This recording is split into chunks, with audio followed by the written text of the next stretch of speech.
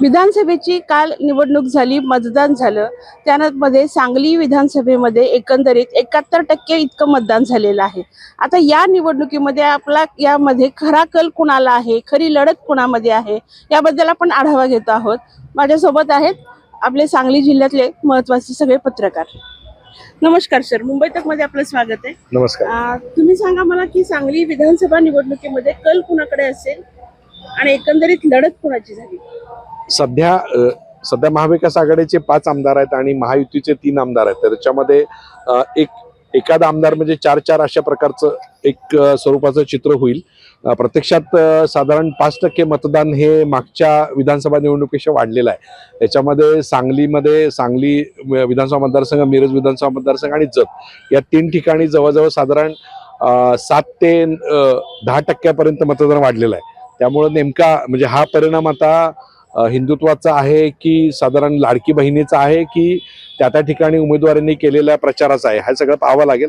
पण याचा परिणाम म्हणून काही मतदारसंघामध्ये वेगळे निकाल लागतील अशी परिस्थिती आहे. सध्या तरी आता विश्वजित कदम, जयंत पाटील, सुहास बाबर आणि सुरेश खाडे पालकमंत्री, तर हे सध्या थोडं त्यांना एज आहे.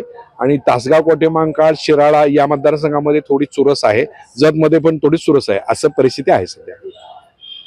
सर, सांगली आणि जत या 2 विधानसभा मतदारसंघामध्ये बंडखोरीचा सामना करावा लागतो, म्हणजे महाविकास आघाडीला येईल, महायुतीला येईल. तर याचा कितपत परिणाम होईल असं वाटतं? बंडखोरीचा परिणाम हा त्या ठिकाणी होणारच आहे.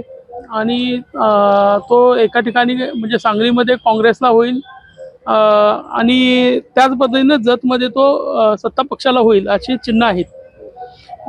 तर ते दोन्ही ठिकाणीच असं नाही, तर आणखी काही ठिकाणी बंडखोरी झालेली आहे.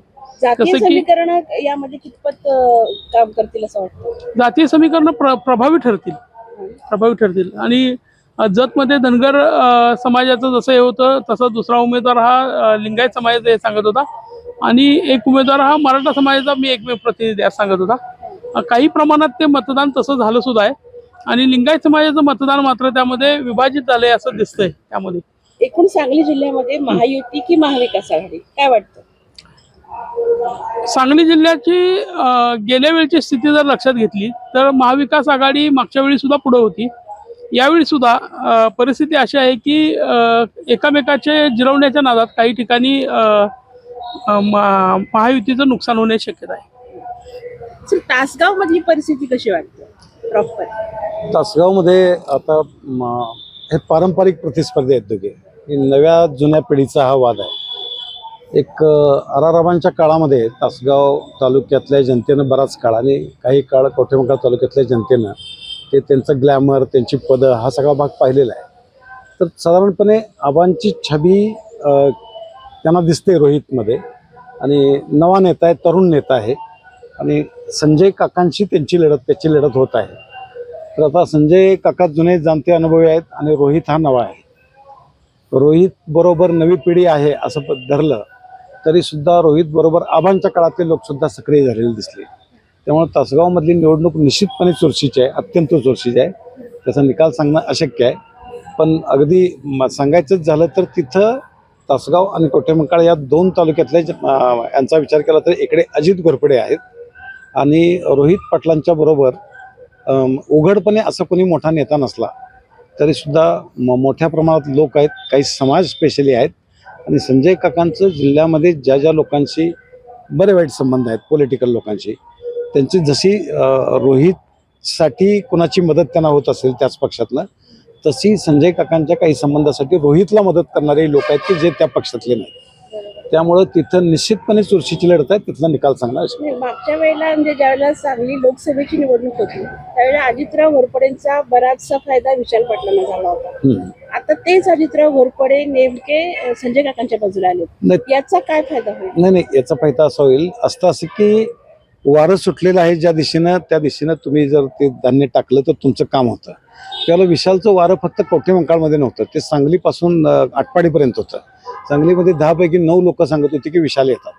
त्यामुळे तिथं आता तुम्ही वाऱ्याच्या विरुद्ध ज्यावेळी जाल त्यावेळी तुमची ताकद कळेल. वाऱ्याबरोबर जाऊन ताकद कळेल असला भाग नाही. कोटेमंकाळमध्ये मग रोहित पण तुमच्याबरोबर होते, त्यांना काही प्रॉब्लेम नव्हता त्यावेळी. त्यामुळं तसा विशालला फार मोठा फायदा झाला आणि तसाच फायदा आता संजय काकांना होईल अशी सुतराम शक्यता नाही आहे कुठे. एकंदरीत तासगावात हवा कोणाची असेल? तासगावात आता दोघांची खरंच चुरशीची लढत आहे, पण एक सहानुभूतीची लाट पहिल्यांदा निवडणूक लढतोय, पण रोहित पाटलांची बाजू थोडीशी वरचढ असू शकते. कारण त्यांच्या नौकेपणाचा फटका बसेल असं वाटतं. फटका बसू शकतो, नौकेपणाचा फटका बसू शकतो. काका एक्सपिरियन्स्ड आहेत आणि त्यांनी अनेक निवडणुका लढलेल्या आहेत, त्यांना त्यातले डावपेच माहीत आहेत, ते सगळे उघड करणार नाहीत. त्यामुळं लढत चुरशीची आहे हे मी त्यासाठीच म्हणत आहे. कशी परिस्थिती वाटते सांगली जिल्ह्यातील विधानसभा मतदान झालं त्याबद्दल संदर्भात? सांगली जिल्ह्यात तसं बघायला गेलो आपण तर शिराळा, सांगली, जत आणि तासगाव कवठेमंकाळ हे मतदारसंघ जे आहेत ते मतदारसंघ अत्यंत चुरशीचे ठरले. या सगळ्या ठिकाणी काही ठिकाणी जातीचे फॅक्टर काम केले, काही ठिकाणी अंतर्गत राजकारणाचे फॅक्टर काम केलेले आहेत. त्यामुळं हे चुरशीचे निकाल हे जरी असलं तरी निकाल जवळपास म्हणजे असं वाटेल की काही ठिकाणी धक्कादायक लागतील. महाविकास आघाडी की महायुती कोणाची हवा जास्त आहे असं वाटतं? तसं सांगता येणं जरासं अवघड आहे, कारण की बऱ्याच जतसारखी जागा जी आहे किंवा तासगाव कवठेमंकाळसारखी जी जागा आहे, सांगलीची जागा आहे, या खूप काठावर पास होण्यासारख्या आहेत. ती महाविकास आघाडी होईल किंवा होईल, या 3 जागांवर खरं तर महाविकास आघाडी की महायुती याचा एज ठरणार आहे. तुलनेने विश्वजित कदमांची परिस्थिती कशी आहे? विश्वजित कदम हे जुने म्हणजे अनुभवी आहेत, पण त्यांच्या विरोधात जी भाजपनं जे संग्राम देशमुख जिल्हा परिषदेचे माजी अध्यक्ष एकास एक लढत झालेली आहे आणि प्लस त्यांना महायुतीकडून सुद्धा चांगली ताकद देण्यात आली होती. त्यामुळं संग्राम देशमुख यांनी बरंच अंतर कापलेलं आहे या निवडणुकीत. म्हणजे पलूस कडेगावची निवडणुकी मागच्या वेळेला जशी एकतर्फी झाली तशी यंदा नाहीये, यावेळी नाही. बऱ्यापैकी यावेळी विश्वजित कदम यांना सुद्धा संघर्ष करावा लागलाय. त्यांना सुद्धा खूप मोठ्या मोठ्या सभा यावेळी घ्याव्या लागल्यात, ज्या यापूर्वी घ्याव्या लागत नव्हत्या. मिरजीची काय परिस्थिती? मिरजमध्ये शिवसेना विरुद्ध सुरेश खाडे भाजपची अशी जी लढत झालेली आहे, त्या मानानं शिवसेनेला म्हणजे स्पष्टच बोलायचं म्हटलं तर तशी एज दिसत नाहीये, कारण की सुरेश खाडे स्वतः पालकमंत्री राहिलेले आहेत, त्यांनी बराच विकास निधी आणलेला आहे आणि त्यांना भाजपमध्ये राहून सुद्धा काँग्रेस आणि राष्ट्रवादी सारख्या पक्षांमध्ये चांगले संबंध ठेवायला जमलेला आहे. सांगली विधानसभा मतदारसंघाचे जे आपले पूर्वीचे आमदार होते सुधीर गाडगे, ते 2 वेळा आमदार झाले, तर ही 3री वेळ त्यांची हॅट्रिकची आहे, पण त्यांची परिस्थिती कशी वाटते तुम्हाला? नाही, यावेळेला सांगलीची लढत ही जी आहे ही तिरंगी झालेली आहे. मागच्या वेळेला दुरंगी सामना होता, परंतु यावेळेला काँग्रेसमध्येच बंडखोरी झालेली आहे. सुरुवातीला असं वाटत होतं की काँग्रेस विरुद्ध भाजप अशी लढत होईल आणि पृथ्वीराज पाटील आणि सुधीर गाडगे यांची मागच्या वेळेला जी लढत झाली होती ती निसटशी झाली होती. म्हणजे अगदी थोड्या मतांच्या फरकाने गाडगे निवडून आले होते आणि यावेळेला मात्र परिस्थिती अशी झाली की काँग्रेसमध्येच बंडखोरी झाली आणि जयश्रीताई पाटील यांनी बंडखोरी करून काँग्रेस समोरच आव्हान निर्माण केलं आणि त्यामुळं गेल्या काही दिवसांमध्ये असं वाटत होतं की भाजपला याचा फायदा होईल. परंतु गेल्या काही दिवसांमधला जर अभ्यास केला या मतदारसंघातला तर असं दिसून येते की चुरस अजूनही आहे. ही एकतर्फी निवडणूक झालेली नाही. तिरंगी लढतीत सुद्धा काँग्रेसची जरी मतांची विभागणी होत असली तरी सुद्धा काही ठिकाणी या तिरंगी सामन्याचा भाजपच्या मतांवर सुद्धा परिणाम होऊ शकतो. त्यामुळं ही निवडणूक सोपी राहिली नाही, अत्यंत चुरशीची आणि अटीतटीची होईल. जयश्री पाटील यांच्या बंडखोरीचा कितपत परिणाम होईल असं वाटतं? जयश्रीताई पाटील यांच्या बंडखोरीचा निश्चितच फटका काँग्रेसला बसेल असं वाटतं आणि तसाच तो भाजपलाही होणार आहे. परंतु काँग्रेसला जास्त याच्यासाठी होणार आहे कारण काँग्रेसने गेल्या 5 वर्षामध्ये खूप या ठिकाणी कसरत केली, मेहनत घेतली आणि मागचा जो निसटता पराभव होता त्याला विजयात रूपांतरित करण्यासाठी त्यांनी खूप प्रयत्न केले होते. त्यामुळे त्यांना वाटत होतं की हा सामना आपण जिंकू यावेळेला. परंतु त्यांच्याच पक्षातल्या बंडखोरीमुळं त्यांची चिंता वाढली आणि इतकी वाढली की ती राष्ट्रीय नेत्यांपर्यंत पोहोचली. राष्ट्रीय नेत्यांनी इथं मध्यस्थी करायचा प्रयत्न केला आणि त्यांनी असं इथं येऊन विनंती केली बंडखोर उमेदवारांना की तुम्ही मागे घ्या आणि काँग्रेसचा या ठिकाणचा विजय सोपा होऊ शकतो. आणि तरी सुद्धा या सर्व नेत्यांच्या वेणुगोपाल यांच्यापासून अगदी खरगेंपर्यंत सगळ्यांनी त्यांना समजावून सांगण्याचा प्रयत्न केला. विश्वजितले स्थानिक नेते जे आहेत, विश्वजित कदम असतील, आणखी बाकीचे सगळे काँग्रेसचे नेते असतील, त्यांनी सुद्धा समजावण्याचा प्रयत्न केला, परंतु बंडखोरी थांबली नाही.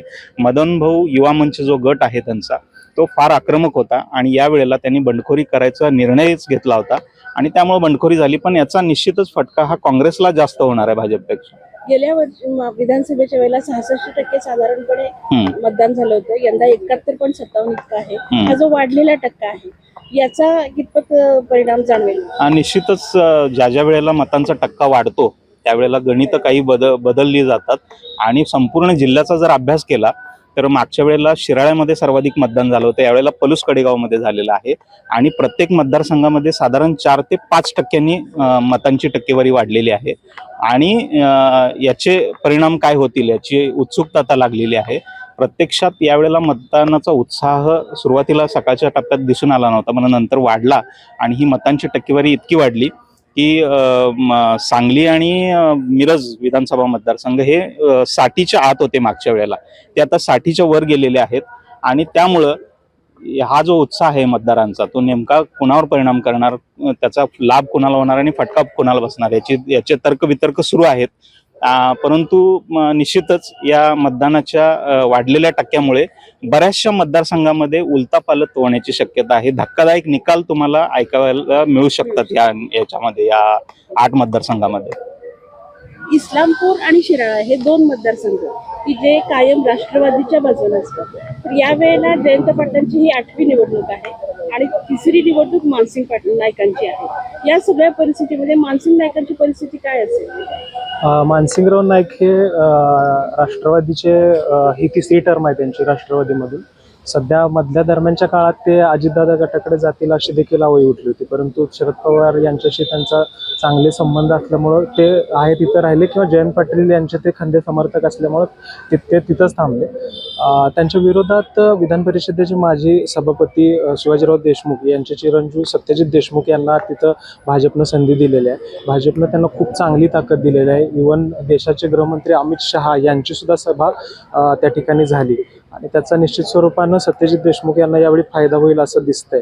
परंतु जयंत पाटील यांची ती खूप प्रतिष्ठेची आहे जागा, कारण की स्वतः राष्ट्रवादीचे प्रदेशाध्यक्ष असल्यामुळे जिल्ह्यातल्या सगळ्याच किंवा राज्यातल्या सगळ्याच जागा आणण्यासाठी त्यांचं एक वेगळे प्रयत्न आहेत. तर त्या स्वतःच्या जिल्ह्यातच किंवा स्वतःच्या मतदारसंघाला लागून असणारा मतदारसंघ गमावणं त्यांना नामुष्कीचं ठरणार आहे. त्यामुळे जयंत पाटील यांनी देखील तिथं तितकीच ताकद लावलेली आहे. इस्लामपूरमध्ये यापूर्वी ज्या ज्या लढती झाल्या त्या सगळ्या एकतर्फी होत्या, पण यावेळेस निशिकांत पाटलांनी बऱ्यापैकी आव्हान निर्माण केलं होतं. अगदी, कारण की निशिकांत पाटील यापूर्वी जयंत पाटलांच्या विरोधात एक 3री यंत्रणा असायची की जी उमेदवारी असायची, त्यामुळं मतांची विभागणी केली व्हायची. पण यावेळी सदाभाऊ खोत असतील, त्यानंतर महाडिक असतील, त्यानंतर नायकवडे असतील, हे सगळे विरोधक सदाभाऊ खोत आणि या बाकीच्या मंडळींनी एकत्र आणले आणि एकत्र येऊन इव्हन ज्यावेळी महाडिक फॅमिली थोडीशी वेगळा विचार करत असताना खुद्द देवेंद्र फडणवीस यांनी चॉपर पाठवून त्या फॅमिलीला बोलवून घेतलं आणि त्यांच्याशी चर्चा करून तो वाद मिटवून सगळी महायुती जी आहे ती एकत्र केली जयंत पाटलांच्या विरोधात. आणि ही एकत्र झालेली महायुती जयंत पाटील यांना आव्हान देणारी ठरली होती. यावेळी या वर्षीच्या निवडणुकीमध्ये सध्या विधानसभेच्या निवडणुकीमध्ये जो वाढलेला मतदानाचा टक्का आहे तो नेमका कुणाच्या पारड्यात पडतो आणि त्यामुळं महायुतीचं सरकार येईल का महाविकास आघाडीचं सरकार येईल हे बघणं औत्सुक्याचं ठरेल. कॅमेरामॅन जमीर सोबत स्वाती चिखलीकर, मुंबई तक, सांगली.